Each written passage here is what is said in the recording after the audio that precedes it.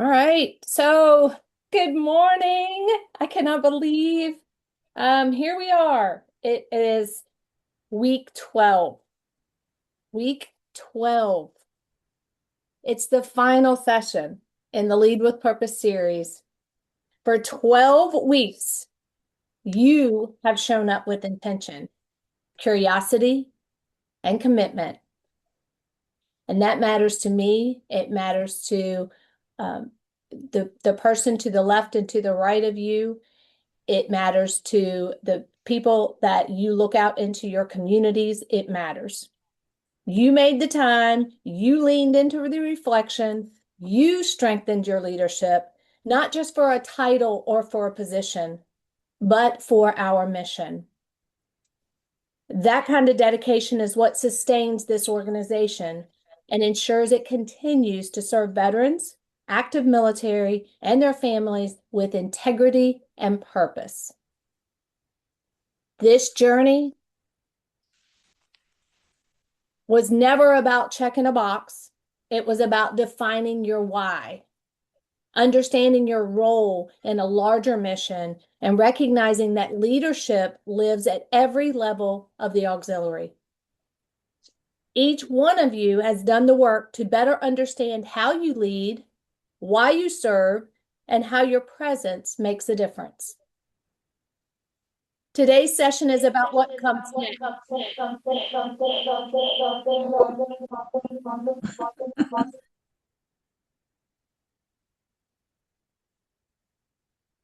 Today's session is about what comes next. It's about carrying this work forward. It's about mentoring others and easing transitions and building leadership that lasts beyond any single team, term, or role. It's about ensuring that what you have gained does not stop with you. I personally am incredibly proud of each of you. Thank you for choosing to grow, to lead with purpose, and to invest in the future of this organization that I love so much. Let's talk about how we take this journey to the next level.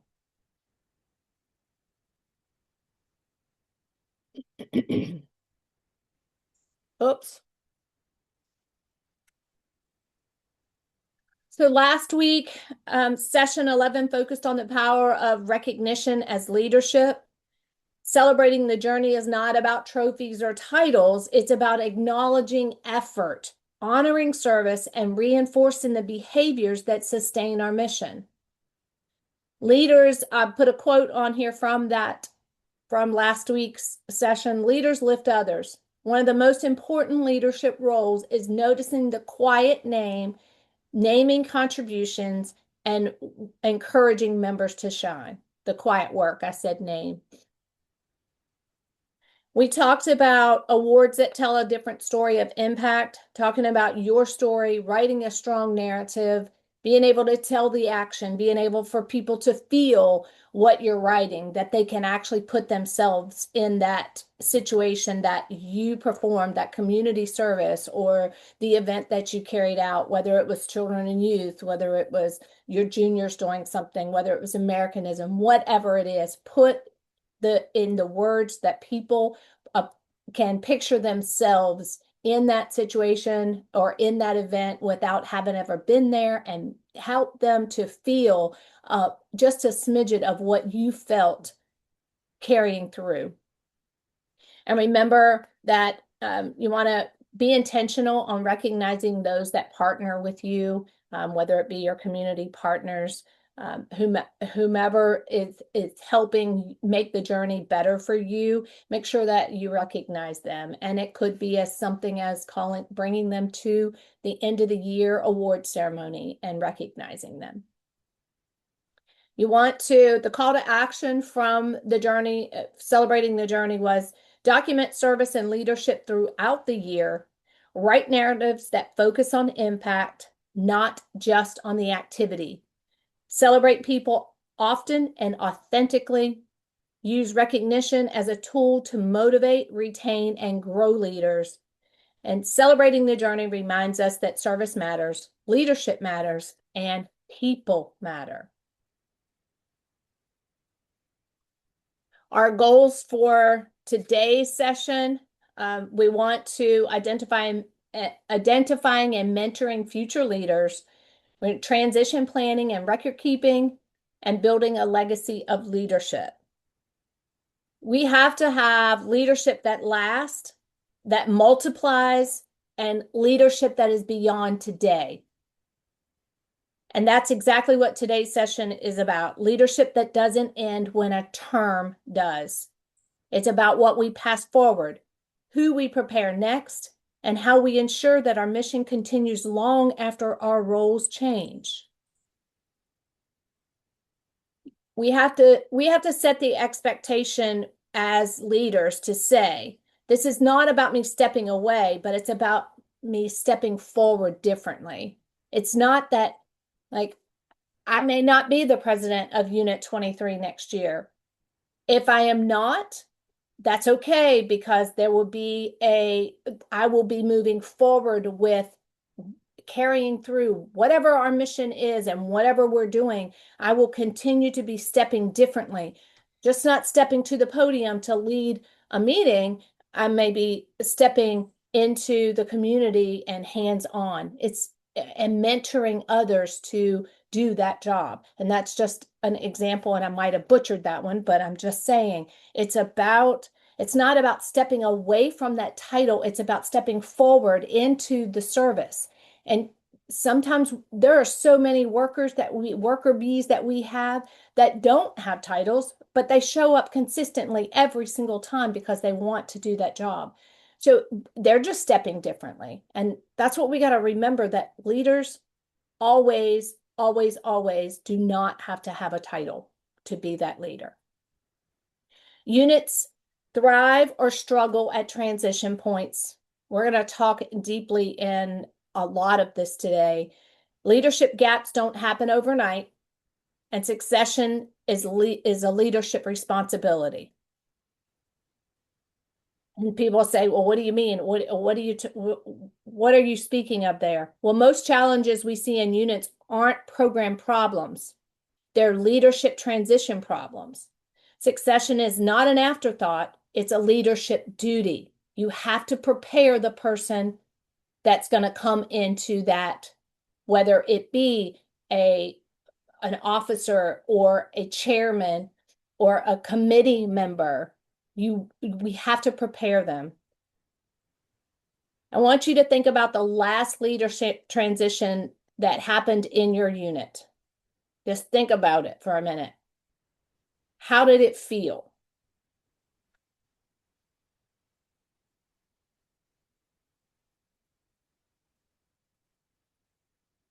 I'm not asking for you to share, but I would like for you to remember that feeling. You can take a note, put it on a sticky note, whatever it may be. And sometimes when I ask that question, it's not that it had to feel in a negative way. It could feel in a positive way and be like, oh, wow, we got life breathed into us, or we just didn't know where to go. We didn't know what to do next. It can be on total opposite ends of the spectrum. And when someone asks you how you feel, it doesn't always have to be a negative. And we as humans tend to navigate to something that, now it's this big, huge story. No, we want to also remember that sometimes feeling is a good feeling, and like a proud and a positive feeling. Sometimes you can have that. Succession is not replacement. It is preparation. Succession is about finding someone to fill a chair. It's not about filling a chair. It's about preparing someone to carry purpose, culture, and confidence forward. It's a mindset. It's completely a mindset. And if you could take the mindset from scarcity to stewardship, that's a way to remember it. We can move forward and we can make great things happen, but we have to prepare our future leaders in the process and mentor them. So next level leaders. And here are some characteristics of next level leaders. They're thinking beyond their term. They're already preparing someone to fill their shoes, and they're already looking at mentoring that person. They develop others intentionally. So intentionally helping others to become leaders, to possess leadership skills, or to develop leadership skills that they already possess within them. You just have to be able to bring them forward. They document what they know. They are documenting what they know that works, that has worked, and they are continually keeping some sort of a working notebook that if something were to happen or you weren't able to carry through, that you could pass that on and your unit could seamlessly move ahead. They want to leave things better than they found them. Personally, if you're coming into a unit that needs some help, needs some organization, whatever it may be, you want to be able to make sure that you're leaving that unit better than the way that it was handed over to you. Additionally, if it is a thriving unit and it is doing great things, multiple things, you've got active things happening, you want to be able to make sure that you go above and beyond that. That's a tough, big shoes to fill there. Next level leadership, ask a different question. It's not, how do I lead well, but who is stronger because I led? That's next level leadership. So what happens without succession planning? Can anybody resonate with that lady swamped, almost asleep on that stack of papers and then a whole bunch of papers behind her? I see some hands going up. I mean, I could relate. I've been there. But without succession planning, knowledge is lost. And that's huge. Burnout increases and new leaders feel overwhelmed. I've been there. I've been in those shoes. But in order to get out of it, you have to plan. You have to plan for future focus. Units repeat the same struggles over and over if you don't have succession planning. When leadership knowledge lives only in one person's head, the unit becomes fragile. Our goal is sustainability, not hero leadership.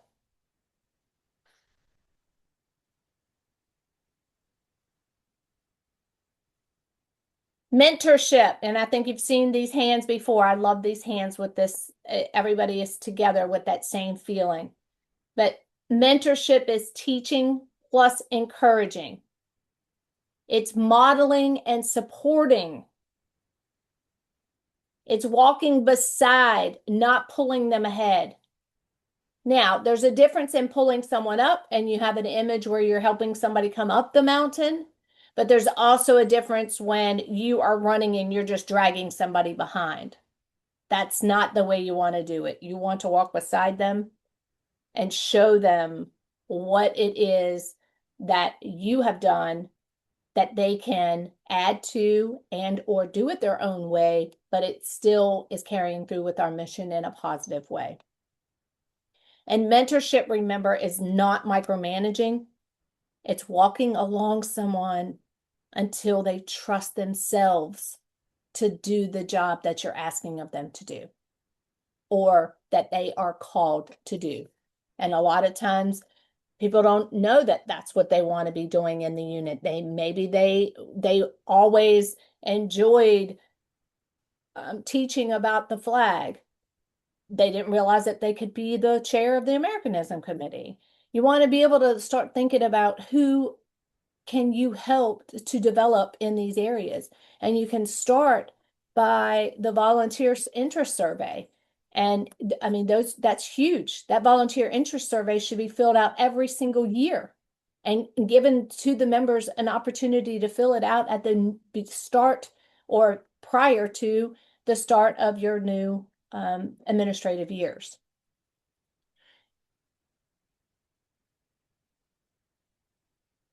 So I want you to think about this. You might need some paper and a pen for right. And I want, if it's possible for you to share, that would be awesome. So I want you to think about who is already leading. I want you to think about two people who show initiative right now. Two people, and these are in your units. Yeah, two people in your units who show initiative.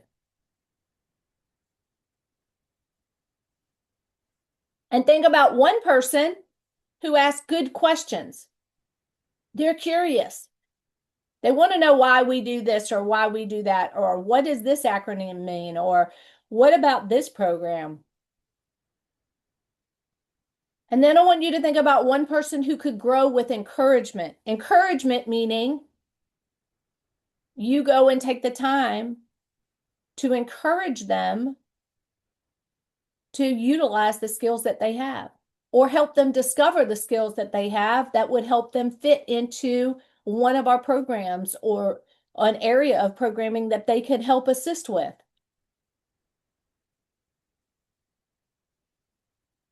Does anyone have those four people? You don't have to say their names, but you could kind of just give a scenario of those people. Well, I do, but 3 out of 4 of them are already officers and leaders. So I guess that's probably, I guess they could step up into a higher office, but you know what I'm saying? Well, that's exactly, that is exactly where I was going with this. There's always another step up in this organization. There is always a way to step into that. But now, Jane, think of those 3 of the 4 people that you're speaking of. And are they doing any of those mentor successions that we just talked about? How are they helping others to fill the positions that they're in right now?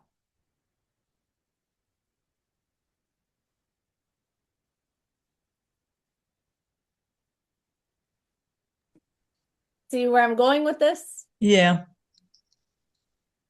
And it's now it just awakens us to say, hey, what are we doing? What are we not doing to help make sure that this unit can be sound? Chantel, I saw your hand up. We actually have a lot of this in our unit because we're a younger unit, reestablishing, after a long presidency that has changed. And we're very blessed that our president is wealth of knowledge. And we have a past Girl State recipient, and they are a wealth of knowledge.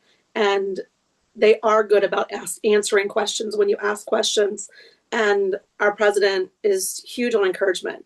I mean, if you ask her, she will have a document. She will give you the paperwork. Honestly, if it wasn't for her, I would have never been inspired to move up because she has just given me so much training. And I know that I can call on her to keep moving forward and to get the questions when I don't have an answer. And if she doesn't know, she's going to give me the right person to find out that information from. If it wasn't for that, I don't think our unit would continue to grow because we do have that. And we do have some new members, and if they ask questions, they definitely will get an answer. It may take a few minutes, but we are lucky to have that in our group. That's awesome. That's a beautiful explanation of what's happening going on. Diane, did you have a question?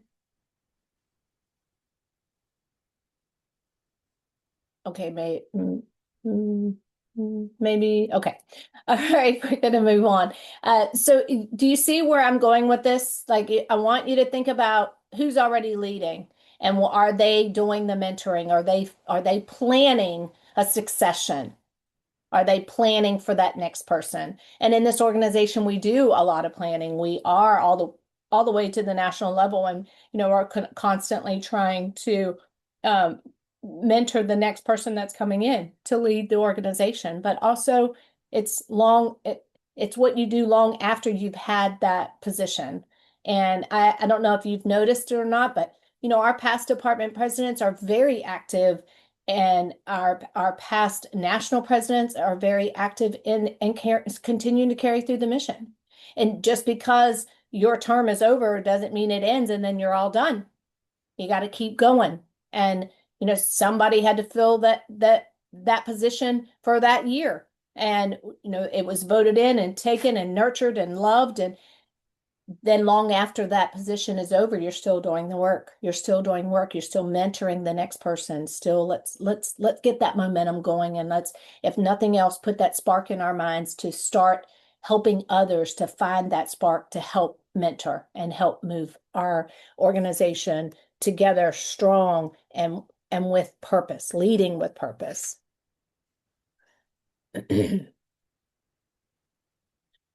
And remember, though, that leadership potential often shows up really quietly. You just have to be able to bring it out. So effective mentors, they explain the why, their why. This is why I do this. This is why, this is my why. This is my why for carrying this on. They share mistakes, meaning they help take the responsibility for the mistake that was made. Because they were mentoring, the person they were mentoring made the mistake, so we share it together.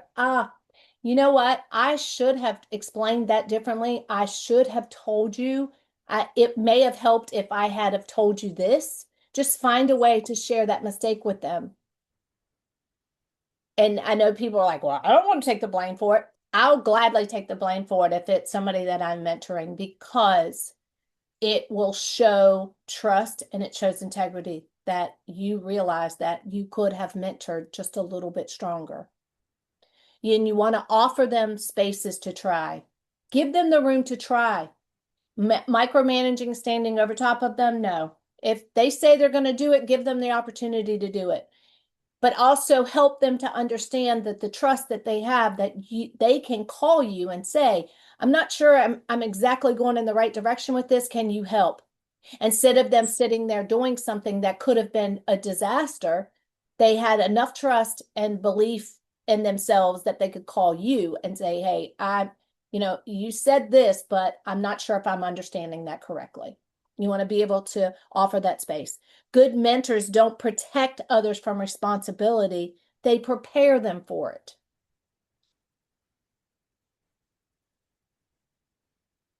So when we talk about healthy transitions, so this is from one administrative year to the next, and when people are transitioning in and out.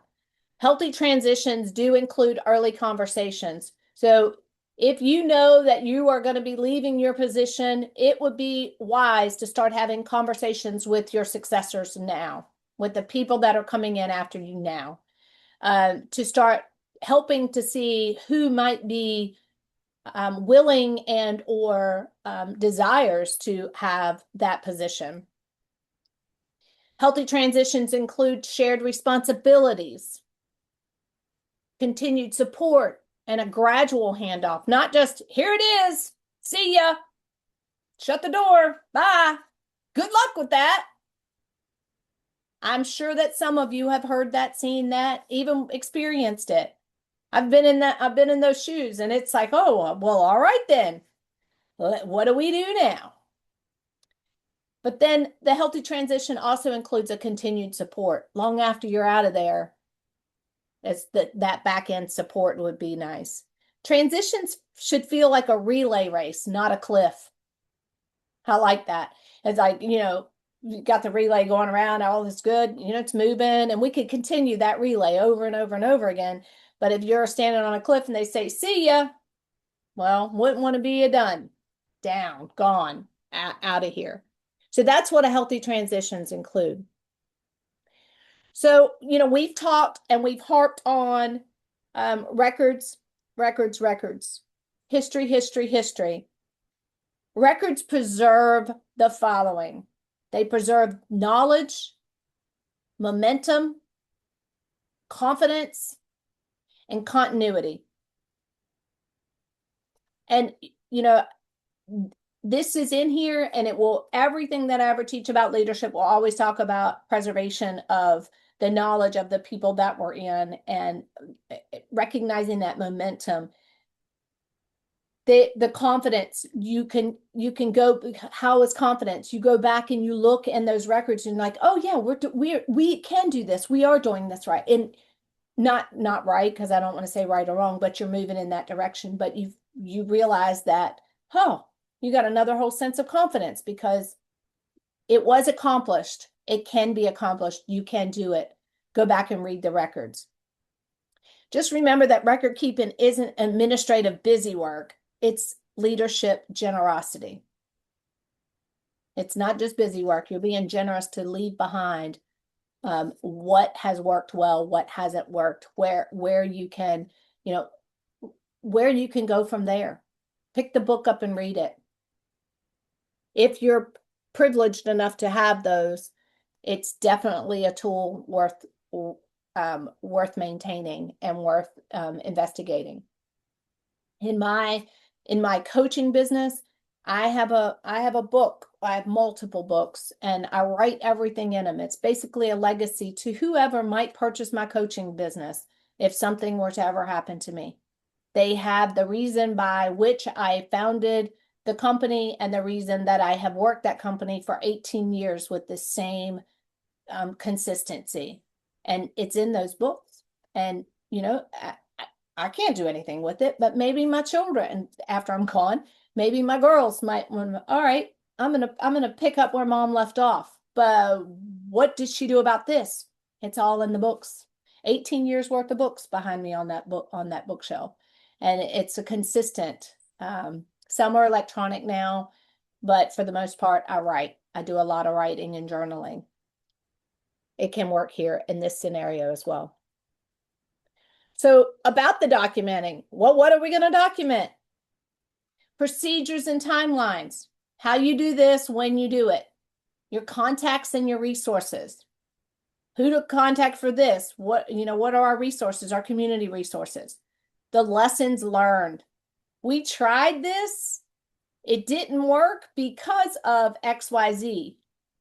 We tried to do XYZ, but it still backfired.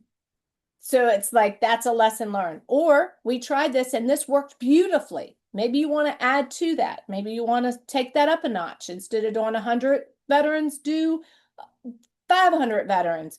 Whatever works. Put the lessons learned in there. What worked and didn't work. What worked and didn't work. And it's, you want to be able to tie all of it to your history, your officer notebooks, if they keep them, and any of the digital folders.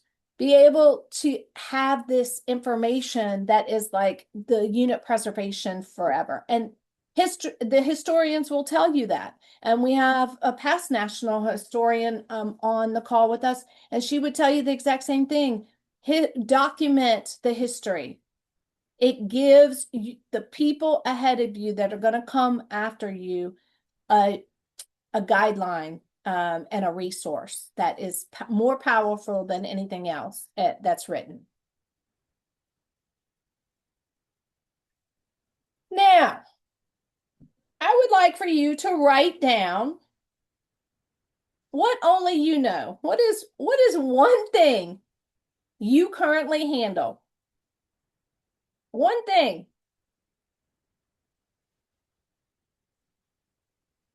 And then I want you to write down one process that others could learn from you. And then one responsibility you could begin sharing. What are you currently doing that you could begin sharing?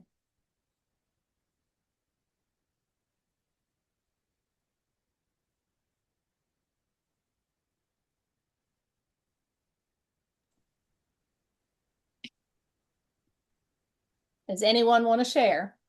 One thing you currently handle, and one process others could learn, and one responsibility you could begin sharing. Go ahead, Chantel. Well, currently I'm learning to share the responsibility with paperwork on the ALR side of things, because I'm not on the board at the ALA currently. But I have delegated out with the vice director with the ALR, and he's now building the forms for me because that's his niche, and it's wonderful, and he's doing a great job with it, as well as I've delegated responsibility with him getting a directory together so that way we have more information because, again, that's his niche. He's very good with putting forms and documents together and has taken a lot of stress off of me. And he feels valued. Okay. Awesome. Anyone else? I wrote down those three things, but I want to share something with you. Okay. That is not about the Legion, but is about when I was getting ready to retire from my job. And I was responsible for more and more and more and more and filing stuff with the government and just my supervisor just kept loading me down and I kept asking for help and she would say, oh, this person will sit with you today. Well, sitting with me one day didn't do anything. So before I retired, I spent every weekend at my desk, working overtime, not getting paid for it at my desk, making Word documents to tell how every single thing that I did was done. And it filled a 3-ring binder that thick. So that whoever, because she wouldn't hire someone until a week before I left. She wouldn't put anyone in my position. So that person was going to sink. So every single thing, every government entity that I had to deal with had different procedures, So I sat down step by step by step how to do it. And that way that person didn't sink. And So what? that is, you need to definitely put somebody in plenty of time. Now, that being said, I'm sorry I took your time. But Please do not the three apologize for taking things time. the three things that I wrote down that have to do with the auxiliary, the thing that I handle is the prayer book, the unit prayer book. A process others could learn is the record keeping of events and that type of thing. And responsibility I could begin sharing is the gatherings that we have, our birthday gatherings that we have once a month. I could delegate that to somebody and say, why don't you keep track of these birthdays and help plan a time and just help plan the gathering. Okay. Thank you for sharing that, Jane. And apology not needed because this is an active workshop where we're learning from others, and that is a beautiful leadership succession plan that you left your previous employer, and you set the person coming in for you, coming in after you. You set them up for success. You gave them the keys to the kingdom, and it was up to them to carry that through. So hopefully they appreciated it so much more than you appreciated the process of creating that 3-inch 3-ring binder. But that is exactly what I'm talking about. And, if we could do that in our units and we have that over and over again and again, the notes in them, we would always have the keys to the kingdom. I am trying to get Diane unmuted. Diane, can you click your the speaker button on the three little dots beside that where it says mute?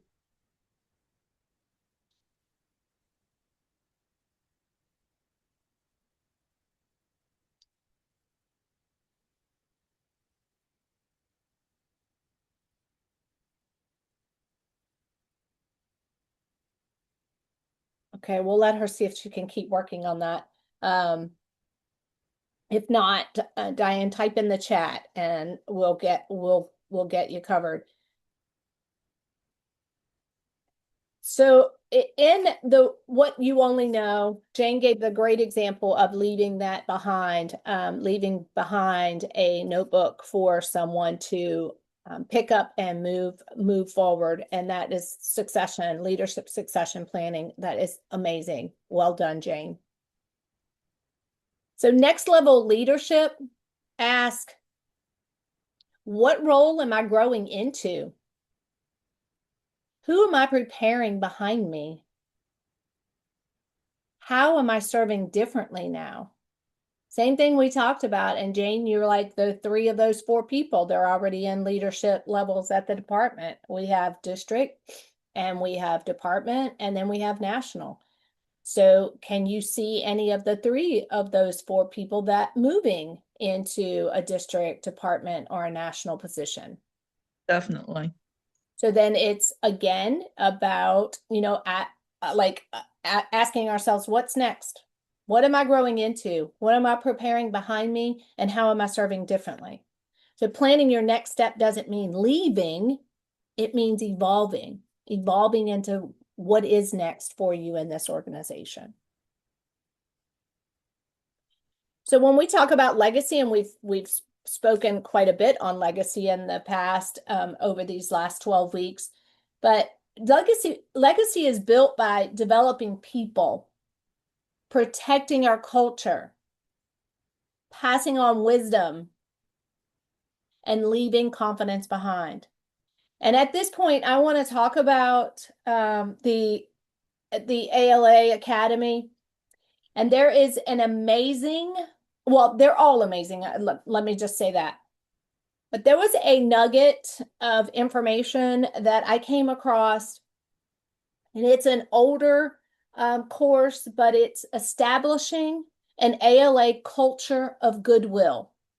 And in that, there is a document, well, there are a couple of documents, and it's talking about the ALA organization culture reflections page. So when we are talking about our legacy and protecting culture, if you could go back and take that establishing a culture of goodwill, it would be absolutely eye-opening. So there are a couple of things that I was trying to see if Diane was able to get out. There's a reflection form, and when you take that course, it will give you an opportunity to go back and reflect. So you click on the button, and then you reflect, and then you go moving forward. So there are things on this establishing on the reflections page that one says you are an ALA member, you interact with other ALA members, you are influenced by and influence others in the ways that you interact. List ways that the ALA organization's culture is shared among members. So and there are what does a culture of goodwill look like and sound like in a unit meeting? How would you like to feel about ALA after the meeting? So there are multiple ways of, then there's a scenario that you read. I cannot recommend the ALA culture of goodwill that would follow suit with everything that we have just talked about in Lead with Purpose. And if you haven't already taken it, remember, we have a challenge going on, and the person with the most completed ALA Academy courses by February 10th someone's gonna receive a really nice gift basket at midwinter. But that protecting the culture, and ALA has set the culture for us, like set the guidelines by which we have a code of conduct and a code of ethics. And if you have not, I urge you to go back to the code of ethics and the code of conduct and review it, and just ask yourself, start with yourself, am I adhering to our code of ethics and code of conduct that has been set for me? As a member, am I doing this? As a leader, am I doing this? Am I adhering to that? What culture am I developing or creating within our unit? Like as a leader, am I protecting that culture? I cannot stress it enough. And I know that there are a lot of units across the department that have their conflict. We can just call it conflict. But is that conflict creating more of a volcano effect, or are you protecting your culture? And that's the way, you know, we can't react to the situation. We have to be proactive to prevent those situations from escalating, because they're going to happen, but we have to prevent them from escalating. And it's basically like diffusing it. So legacy is not a title held, it is leadership multiplied. So now I want you to answer this interactive sentence. Because I served others now, what? Because I served others now. Let me see if I can.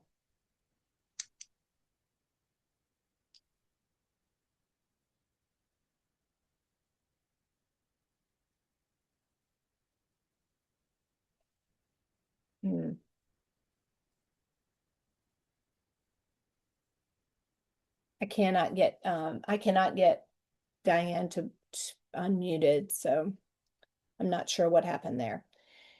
Anyway, so because I served others now, what?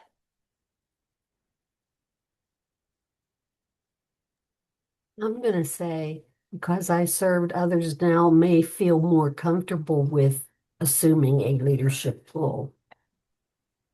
That's beautiful, Bernice. Thank you for sharing that.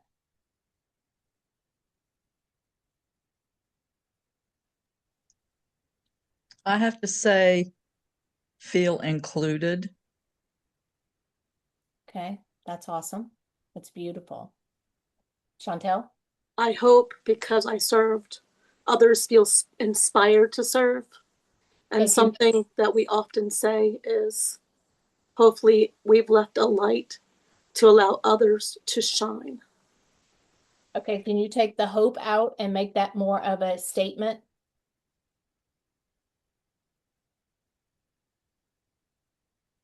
Because I served others now. Can be inspired to be the light that shines. Thank you. Thank you. More of a statement, not hope. Hope is great. What we have, you know, hope in the future, but I wanted a sure action statement. You're defining it, you're claiming it. And Diane did answer in the chat that more programs and members will be involved because she served. That's awesome.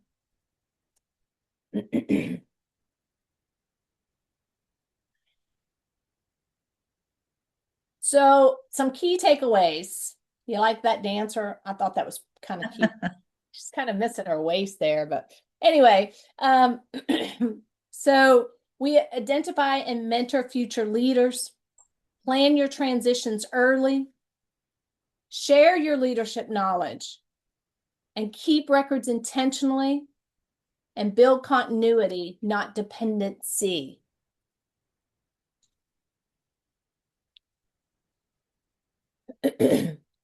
Leadership at the next level isn't louder, it's wiser, it's intentional, and it ensures that the mission, our mission, will continue.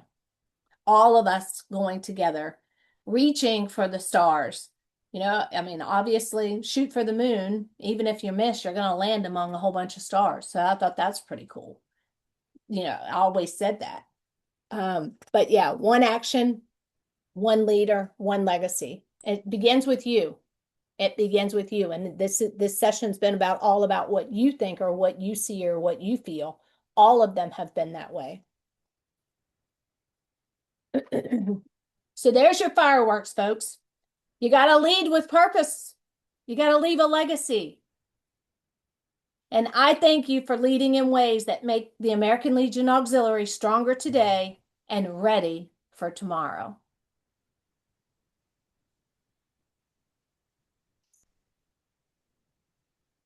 All right. So I feel like I'm almost like emotional because this is like 12 weeks. What am I going to do on Tuesdays at 11 o'clock now from 11 to 12?